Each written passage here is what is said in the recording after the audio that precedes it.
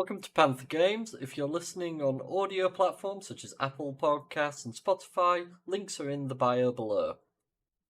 Feel free to leave a review and let us know what you guys thought, and if there's any ways we can improve, or if there's anything you guys just want to hear more of. Enjoy the episode, guys.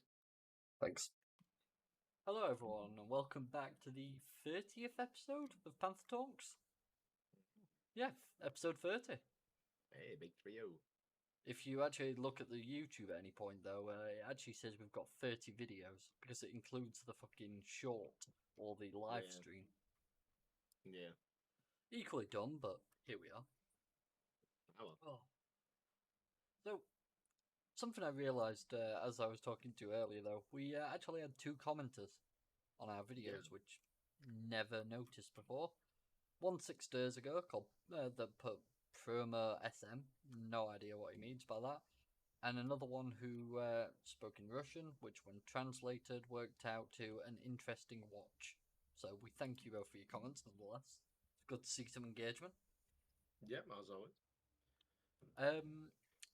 On the other hand, I would like to quickly mention our TikToks got fucking slaughtered again.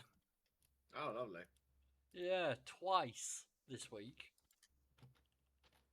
They just don't really like us, do they? One was about when we were talking about bloody X. Well, what's now X, anyways. Yeah.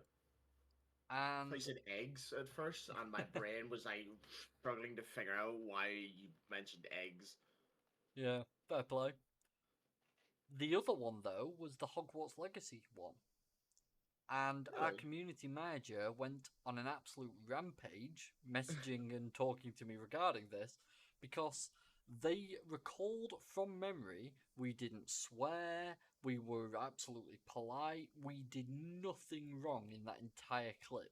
It made zero sense that we got a strike for a second while we repealed it and we won again, or the fact that it's been shadow banned as a video. Where the Twitter one, on the other hand, we still actually have the video going public. It just got kicked off at first, but it's doing well on views. I just TikTok makes no sense, man. TikTok is just an absolute clusterfuck, mate. It's horrific. But we do his videos each week, and they fuck us over with it. TikTok, everyone.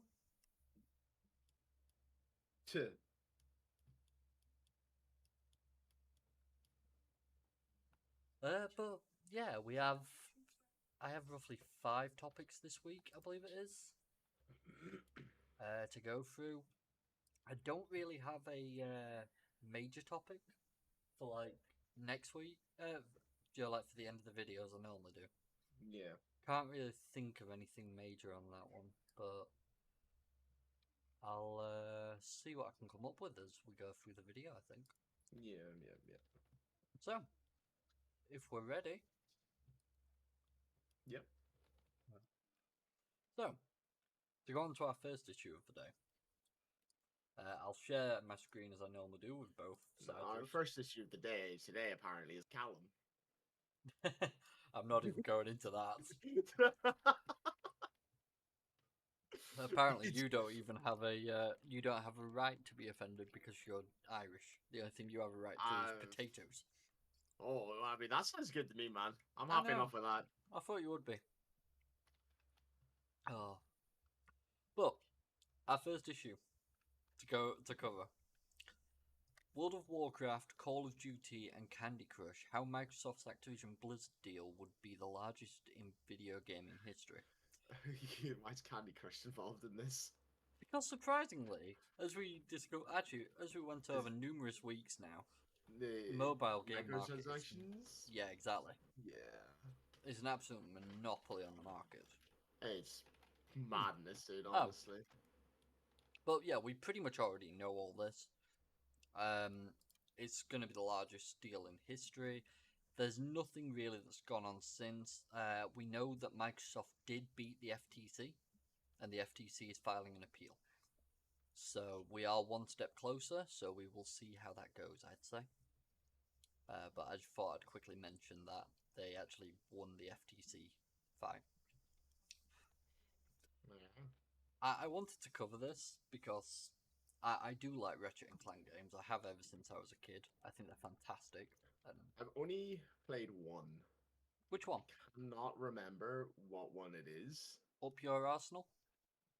I have no idea what their names are and what they go by for each one. I'd have to like see pictures of it. It was on the PS3 though. Hmm. Could be a cracking Um, time. maybe. Did you have hover boots? I don't remember. No worries. We'll move on. Let me see. What's this one? But Don't use that one. they were great games, anyways. And when the new one came out, everyone was hoping that there might be a PC release, and there finally was. Hallelujah. And well, I read somewhere that got cracked within 30 seconds of release. And then I decided to have a look on Reddit, and I came across it. Posted 10 days ago, July 26, 4 minutes past 4 in the morning, my time, and the game released July 26, 2023, probably about midnight. So that's 4 hours. Within 4 hours, it was uploaded, which is probably Jesus mostly the Christ. upload time of the file size of 38.1 gig. Tools of Destruction. That's the one I played. Tools of Destruction was good. That's Quest the for only one I Booty was played, fun as and well. I absolutely loved it. Oh, I love the games. I think they're fantastic. But seeing as I've played through the entire campaign, I will say, as everyone's heard about the game, it was enjoyable. It was less about Ratchet and Clank, though, in my opinion, more about Kit and Rivet, but it was still fun. Who? Kit and Rivet, they're basically, as you can guess about the name, a rift apart. It's about a rift in the universe, and basically people fall into different multiverses. And I see. the So it's like a multiverse, Spider-Man, right? kinda, yeah. But basically, Rivet is the female counterpart to Ratchet, and Kit is the female counterpart to Clank. They've got different stories behind them, though, and what happened in their lives, because multiverses, different things happen all the time. But it's interesting as the story goes. What I will say, though, from a PC part instead, I'll discuss that part more primary. It ran fantastically. The game didn't have any issues graphically or anything like that.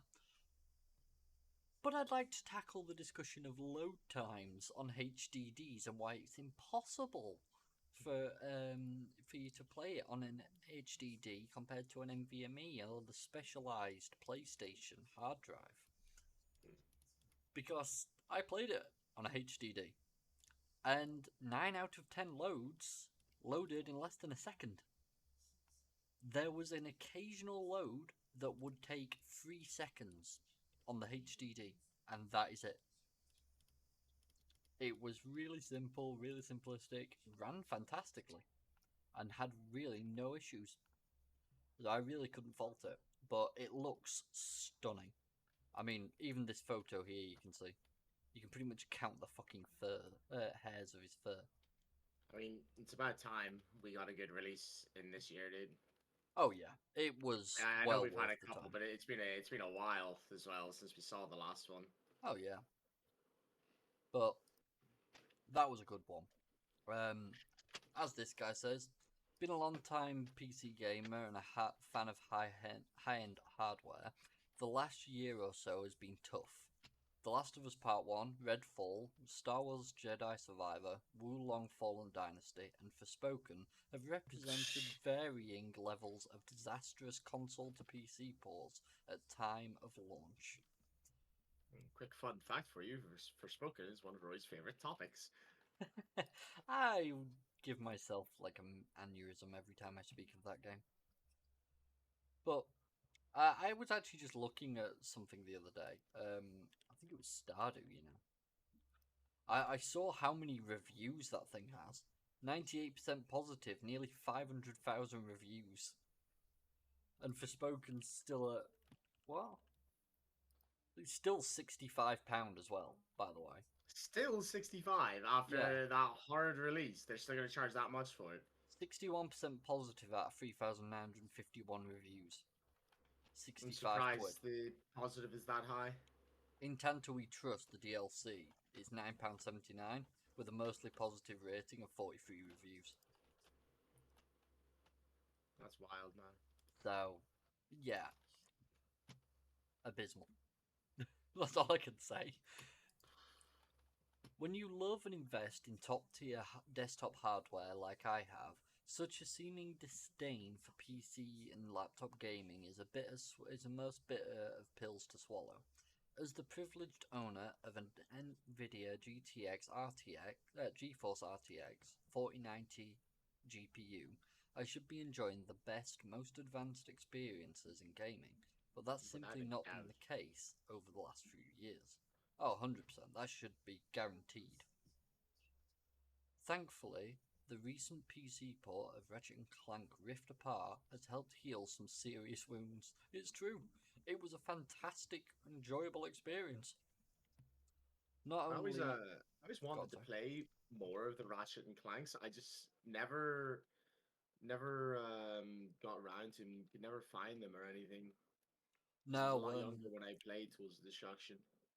what I recommend personally, PS4 or PS3, go onto PlayStation Store, they're mostly on there. See, Or I have a PS3, but you know it's I don't know how many years old now. emulation's also a really good tactic. Suppose. Just get your hands on a controller and off you go. Not I still have my old controller, like. exactly. You can basically just emulate it on your PC, because most of them are like PS2 games. Um, you can emulate it on your PC and then just plug your controller and connect up. Off you go. And I think Seems there's like mouse and one coming keyboard out too for much, and I'm a PS3. stubborn little fucker, you know. Oh, same here, mate. Not only is one of the best PS5 games finally available on gaming rigs everywhere, it's also a reassuringly good port at a time when players desperately need to be shown the industry still cares about PC gaming at a cutting edge level. Which is true. We do feel like we're just kind of sat there now. Everyone wants to send stuff to us, but no one's willing to put the time and effort in. And that's sad.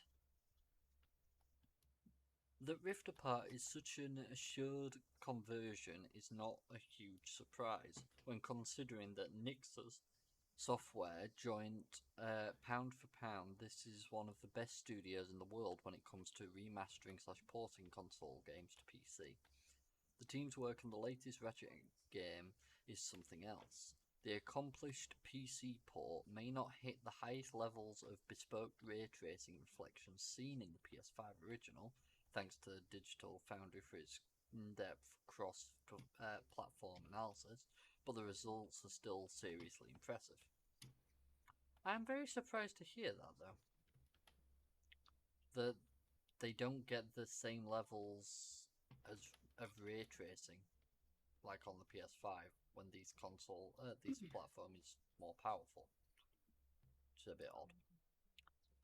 When it originally launched, Rift Apart was the poster child for the PS5's new awesome SSD. The console's M.2 NVMe drive can hit an uncompressed speed data of around 5,500 Mbps, which leads to an almost instantaneous loading in not only the latest Ratchet and Clank game, but also Spider-Man Miles Morales. I've been playing the Rift Apart on game PC with an SSD. Admittedly, this is not small potatoes in terms of hardware. Ironic, we're on about potatoes yet again. My SSD can process data up to 5,800 Mbps, making it faster than PS5's internal NVMe drive. You don't need a basically you don't need that quick SSD. Digital Foundry showed that in the breakdown. That may represent low-hanging fruit, but a PC port that matches the best PS5 and Xbox Series X games in 2023 is nothing to be sniffed at. It's true, to be honest. After what we've been dealing with as of late, just getting one bonus is positive news. But the whole SSD thing, I feel like that's another common theme going on with the latest releases. Is they've been saying you've been needing this like top tier specs to be able to run this game at like basic needs. But then it's just turned out to be the complete opposite. So the HCD, for example, you said how you've had absolutely no problem running it, Oh yeah. even though they've been like, no, you need to have an SSD. I I mean, feel like that's a common issue we had on a few other games already. I'm pretty sure this one recommends a. No, this is just HDD. Okay. Which one is it? Is it for Spoken that does it? Yeah, it was definitely Spoken was definitely one of them where like it was crazy about the Yeah. specs Oh it wait, no. wanted you to run, but it was like completely unnecessary. And that was all like when we were first looking at Forspoken, they were saying you would be getting like 60 frames on ultra everything Yeah. if you had like a 40 series, one of the best SSDs, like all that jazz, you know. Yeah. See, this is what I disagree with here. Additional notes: SSD recommended.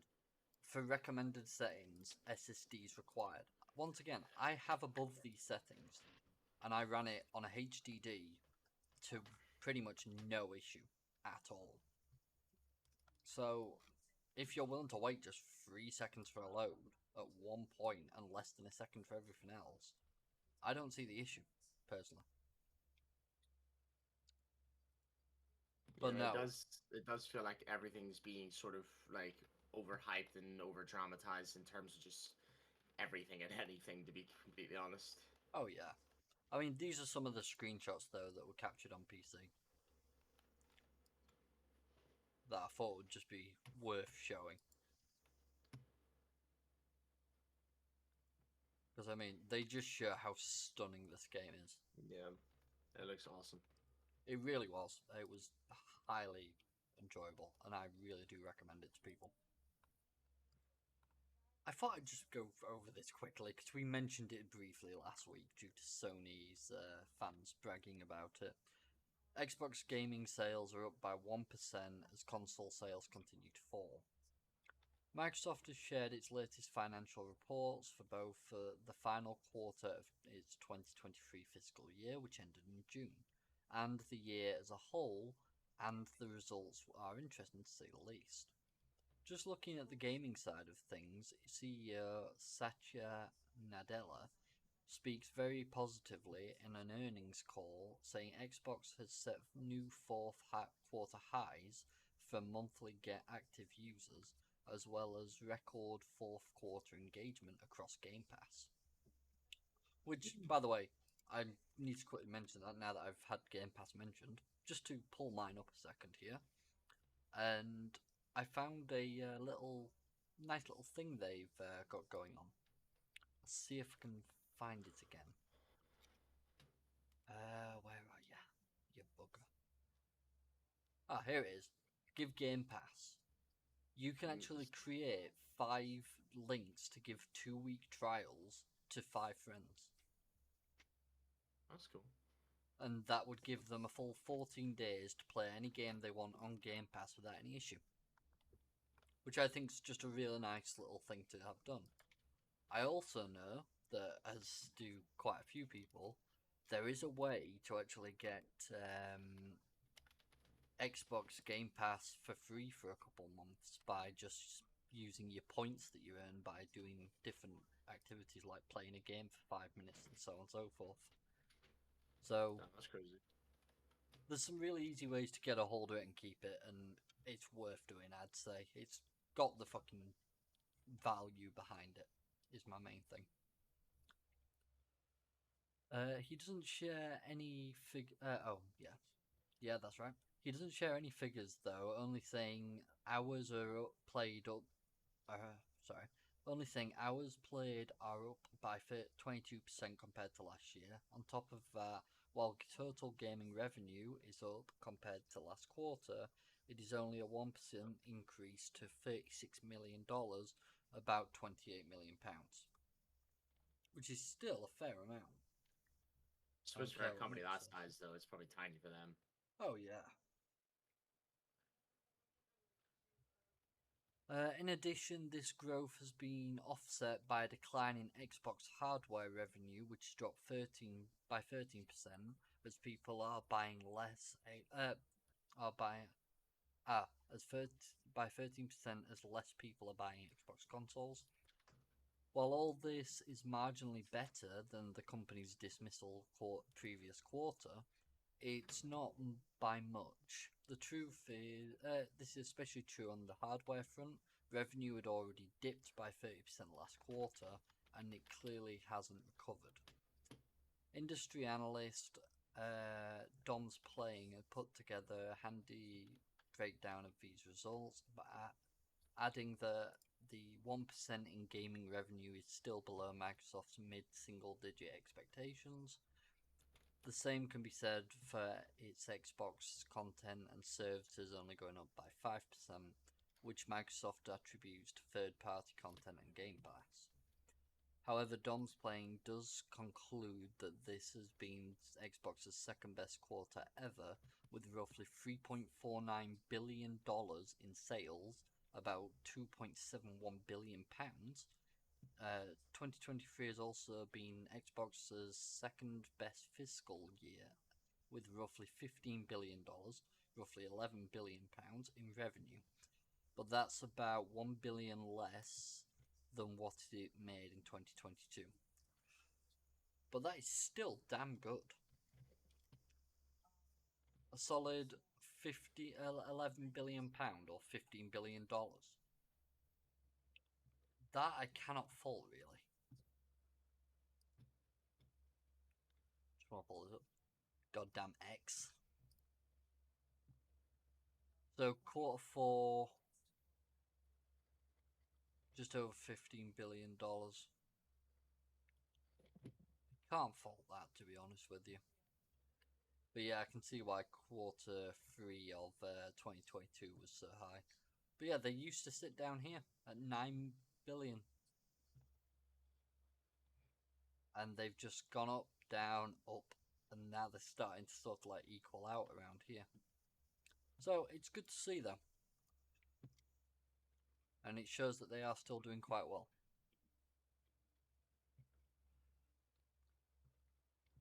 But I thought I'd cover something that might be useful for people to know. For this. I already see what you've got ready to show here. Oh yeah. Well, I think it's useful. Everyone should know how to do this to at least some degree. You don't need to be a PC expert to protect yourself, is sort of my theory on it. So I thought I'd cover this article.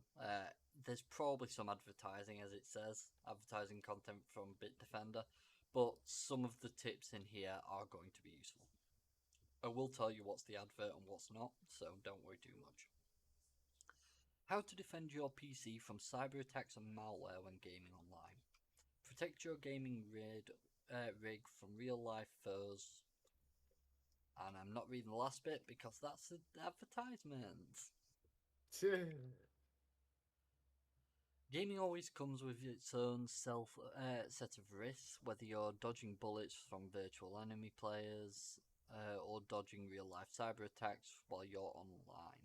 Gaming PCs are perhaps even more vulnerable to malware and phishing attempts than your other devices, because gamers frothing for the latest release of their favourite games are all too often targeted by scammers. However, a multi-layered security suite can stop cyber threats in their tracks and ensure a safe gaming experience without compromising your rig's performance. Now, people may notice from time to time, I may sometimes have little notifications in this corner pop up, and I don't typically pay attention to them, and it's usually like Bitdefender or whatever. I typically use Microsoft Defender, and it'll pop up just saying you're not protected, please reactivate now. I don't use them. I work under the premise of the best basically defense for a virus is common sense, and also knowing how to remove them manually, which I do know how. So I don't really have much of an issue in that regard. Don't get me wrong, they're worth having, But things like Avast are dreadful. McAfee is also in the same boat. They just start eating away at the performance of your device until eventually it's a struggle to do anything on it. So, I don't recommend them typically. Bitdefender has been known in the past, though, to be quite useful. That's me talking non-biased. I have used it in prior attempts, and it is quite good at what it does, and does what it says on the tin, so to speak.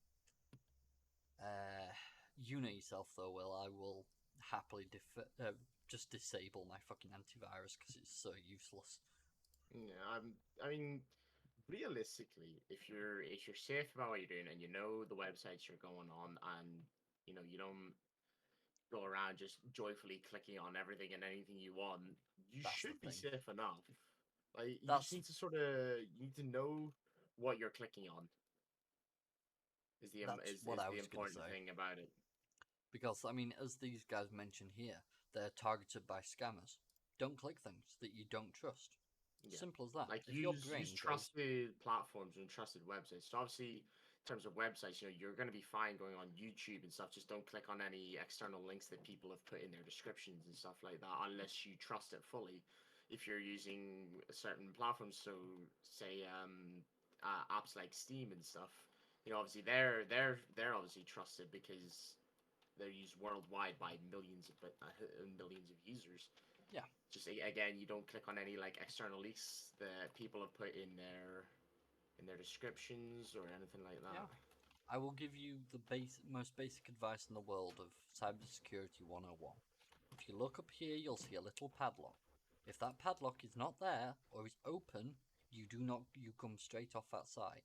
This should say HTTPS. If that S is missing, go off the site. It's most likely unsecure and would not be good. So always check a link. Simple, basically from the get go. Like there's loads of websites out there that literally are just made for scamming or like trying to have you click on them, and the moment you click on them, that's the moment you've fucked up basically. 100%. I will just cover the main points this is trying to make, because obviously it's just trying to brag about Bitdefender. I'm not wanting to cover that, but I'm wanting to cover these major points. Protection that doesn't lag performance. This is once again the major issue I was talking about earlier with Avast, McAfee, and so many others. They basically start eating away at your performance till you can barely do anything on your machine. At that point, you've got to reset your system. If you don't know this already, it is already a good idea to reset your system every 2 years on Windows, because Windows starts corrupting its files and fucking shit up. So I recommend about every 2 years, make sure you just wipe your C drive and reinstall your Windows from scratch. Seamless gameplay with a dedicated game profile, that'll just be a benefit of Bitdefender, so nothing to worry about there. Anti-phishing protection sniffs out scams. Right. If you don't know what phishing is, there's two types. There's spear phishing and there's regular phishing. All it's made to do is basically make an email or a message or something that looks like you're going to get something out of it. In actuality, you're not. You're clicking a link that's probably going to give them some information. Most likely, it's like the usual one, is you'll probably get an email from Amazon, except Amazon spelt wrong, where it's got a dot in the email or some shit like that. And you'll have to log in to basically prevent the purchase that you've made, apparently. In actuality, no, you're giving them your username and password. Don't click emails that are not from the company. If you are really unsure, find an email you've got from Amazon, open it up, click the email, and then compare it to the email of the email that you're querying. It's an easy way to check. Stops malware in its tracks. If you've got malware, you're going to know about it. Your computer is going to be absolutely slow as all hell, and it's going to be concerning. Easy way to find out: simply open up Task Manager, have a look at it. Are things right? Are things wrong? Do you need to look into this further? If so, even Windows Defender will look into this. If not, there are many other Windows applications, and I will actually put a video in the description that goes over that, if people are more interested in the topic. Final one, parental control. If you want to add parental control to a PC, there's one easy trick. Create a user account for a child and just make it so that they're not an admin. Whenever they want you to want to install something, they need to get you to go over and enter a password. That way you will know exactly what they're doing. Simple as that. Those are like easy steps to use just to keep yourself a bit more protected in regards to it. Personally, I think those are more than useful. By the way, our photo switched back. Wait on you saying that. Yep, thought it would. But yeah, you don't need to do anything major really to actually keep yourself defended. It's nothing. Yeah, honestly, as tough as this may be for a lot of people to hear, all you need to not get yourself in any trouble or do anything risky to your PC is just have a bit of common sense. Yeah, it's very difficult for you and me. Excuse you? What? You trying to make out you have common sense? Bitch, fuck you. How about that? Am I wrong? More common sense than probably 90% of people I know, if not all of them. Well, you don't know many people. Exactly. Excuse you, I go through thousands of people a day in my shop. Do you know them, though? Quite a few of them, actually, yeah. But no, it really is a case of, like, don't just, the moment you see something, click on it. Yeah. My girlfriend, for example, her job actually sends fake scam emails to her for her to not click on. And if she clicks on it, she has to go through a whole course. Like that's how big cybersecurity is getting. Like, they're my favorite. But it is just a case of just really if it looks unfamiliar or you know it's not something that should be there, don't click on it straight away. And if it looks like something that could be risky, just don't click on it at all. If it's an email, delete it. If it's a link, don't go anywhere near it. And you'll be golden. I'll tell. Would you like to hear a fun little story actually regarding those little emails? Yeah. So at my work, we get them sent out like every month. We get one at least. And our most recent one was basically from the chief technical officer of the company, so one below the CEO. So, and this is a Fortune 100 company, so it's a fair. It makes a couple bill each year, sort of thing. It's quite a decent sized company, but basically they sent out this email, and it was supposed to be from the CTO, faked to be anyways. And it was a phishing email to try and get us to click it.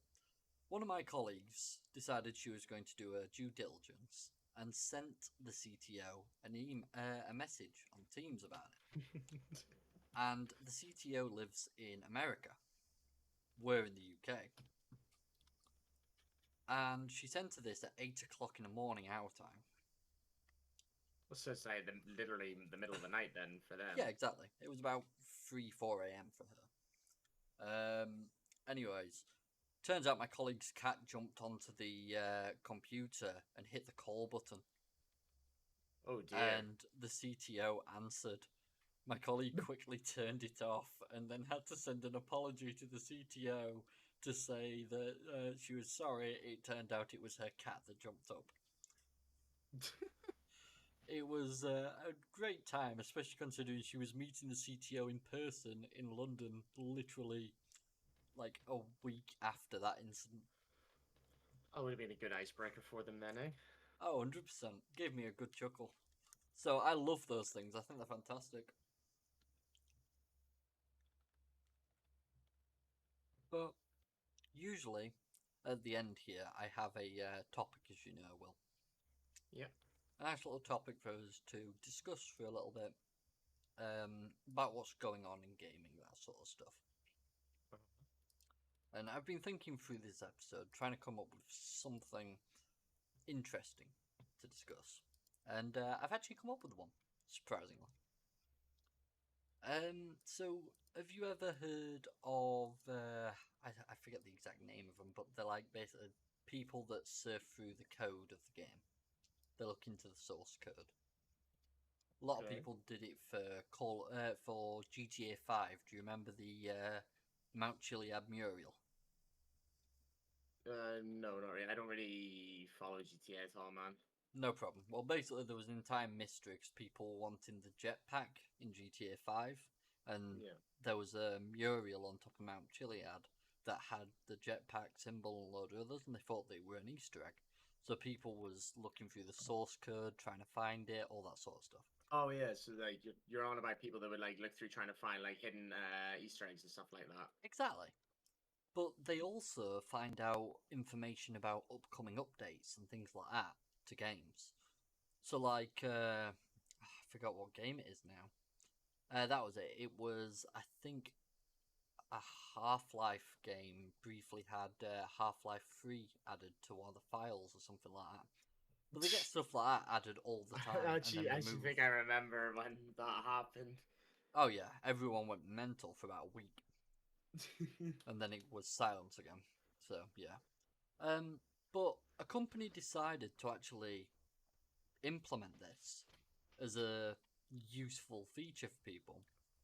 Basically, there was like a final class in Remnant 2 that's just released. Hmm. There was a final class that you could create. You had to craft it once you'd found it, and basically they made it impossible to find it in the base game. What you needed to do, you needed to wait for someone to look through the source code and find this information out of how to build the class, then fulfill the steps that they find. Jesus, man. They actually implemented source code reading as a way to actually build something. I mean, sure. I mean, it requires dedication because that's what a lot of the Easter egg I can hunters did. believe it would. But in my opinion, I just went fair play to them. I could not do that myself.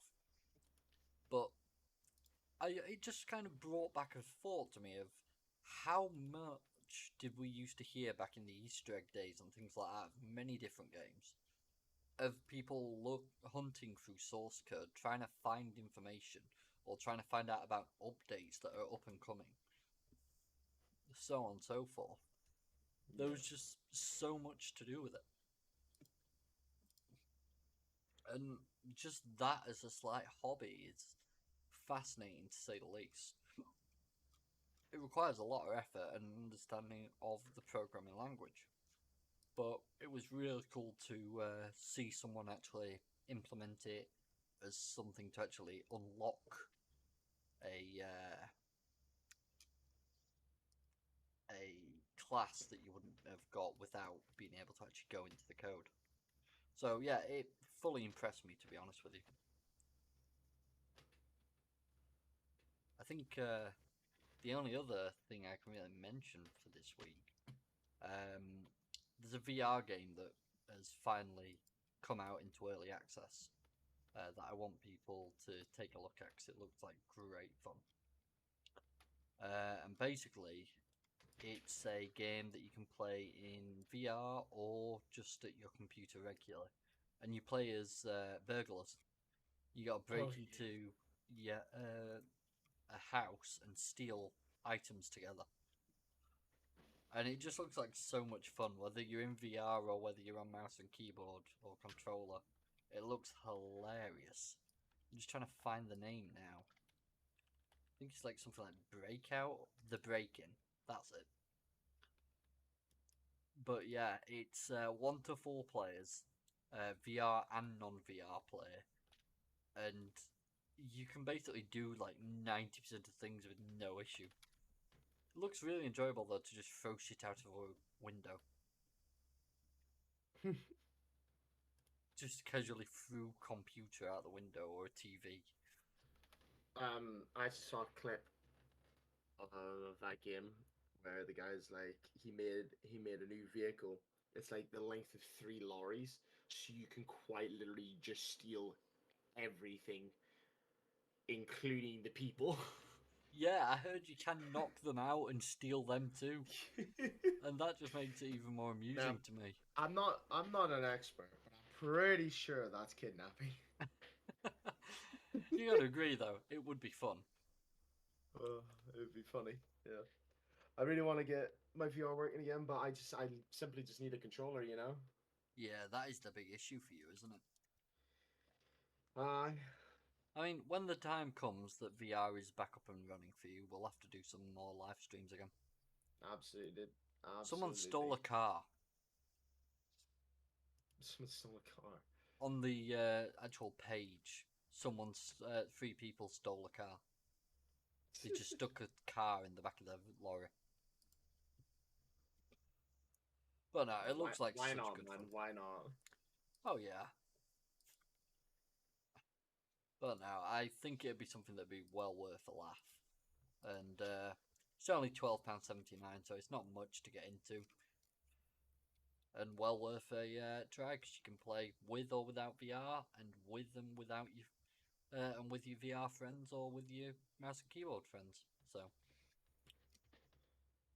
doesn't matter what anyone's got, which is Yep. always nice.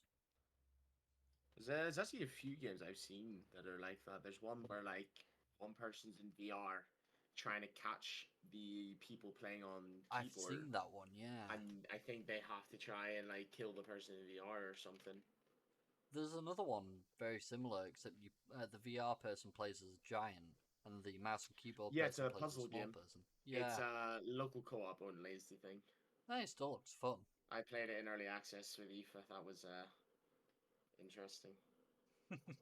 It sounds enjoyable at least. But yeah, it's stuff like that that interests me, to be honest. And seeing new VR games like this that are coming out is always great. So I think I will be picking that up at some point, and it'll be worth a good laugh. Yeah.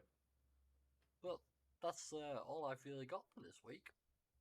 Unless you have anything you'd like to speak about, Yeah. I was curious, Roy, go for it. and I was wondering what your favorite thing in gaming in general is. So like maybe graphically wise or something like that. Because I feel like you could probably already guess this, but my favorite is sun rays. And I don't know why. They just look really good in games. I think that might be because I love the way sun rays look in real life as well. Like when there's a little crack in your curtains, you got that one ray of light coming through, and it looks so cool. And I was curious as to what yours might be. Right. To give an answer, I'm going to have to share my screen. Okay. What I'm sharing my screen to here, I'm going to have to just. Oh, I don't like that. There we go. Just one moment. There we go.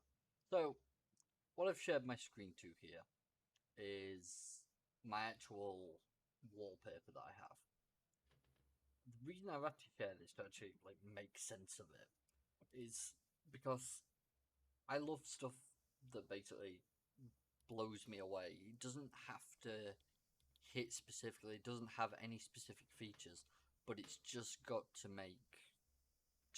hit the first time I see it. And for example, with this, it looks stunning. There's no particular reason behind it. It just does. It's a phenomenal sight. It's something that holds up no matter how many times I see it. And I did kind of daze and zone out and looking at it for about 2 hours the other day. So it's just one of those things. It's not something I can really describe, more as when you see it, you just know it. Hmm. But no, there's not a specific feature that really gets me. As long as it's not like, I can't even really say. As long as it's not Stickman graphically, then I'm usually fine. I mean, I agree with you there. I don't like the graphics. Don't need to be anything significant, as we discussed last week with Battle, but that proves all the those points there. But it's just I don't know what it is whenever I'm playing a game and I just see sunrise, like when I'm running through trees and I just see them piercing through. Oh It's yeah, it just looks so cool, you know? it does look nice. It's just very difficult to put into words what it is about it that actually hits you, but there's always something, and I think Ratchet and Clank did a good job of it. But if I was to go with the last game that really hit me graphically, as of recent, anyways, and keeping VR out of the collection, I would probably have to go with the Batman Arkham Knight game. If I was to exclude the new Ratchet and Clank, Yeah. because seeing over the city in Batman Arkham Knight, and like especially after halfway through the game when the fear toxins everywhere, it looks stunning but also terrifying. I love that. And the only other thing that really holds up to any of that for me is if you were to go and just mod the living fuck out of Skyrim. Yeah, the clips I keep seeing on TikTok of modded Skyrim, dude, is absolutely ridiculous. Oh, 100%. But yeah, I'd say those primarily, if I'm honest.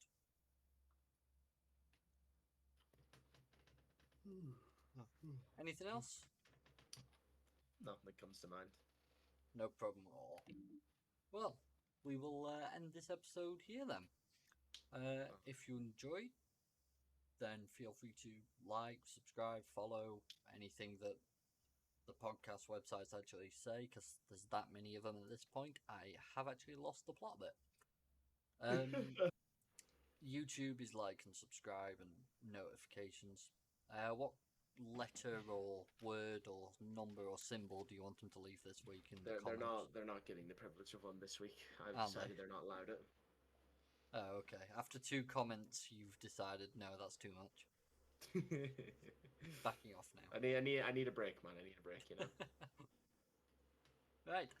Well, thank you all for watching, and we will see you all next time. Bye bye Yeah. for now. Have a good week, guys.